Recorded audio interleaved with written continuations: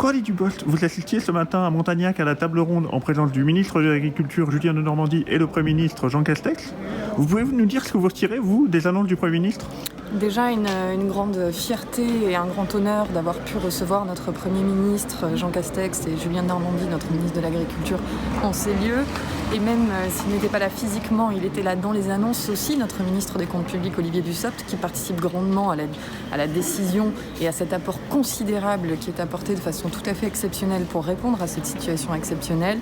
du milliard d'euros, ce milliard d'euros qui est investi pour soutenir notre agriculture, nos viticulteurs, nos arboriculteurs, face aux événements de gel terribles que notre pays et notre département ont connus. Moi, je voudrais dire qu'il y a une dizaine de jours, j'étais en réunion de crise d'urgence à la Chambre d'agriculture avec Jérôme Despé, tous les représentants de l'agriculture, le préfet, les sénateurs, les parlementaires de la majorité et de l'opposition. Et après un premier débriefing de la situation très grave qui avait été connue pour leurs exploitations, nous nous étions engagés collectivement à chasser en meute pour pouvoir expliquer au gouvernement les nécessités impérieuses qu'il fallait apporter en termes de réponse, en temps d'urgence et en temps long, à nos agriculteurs. C'est chose faite. Je pense véritablement que les annonces sont à la hauteur de la situation,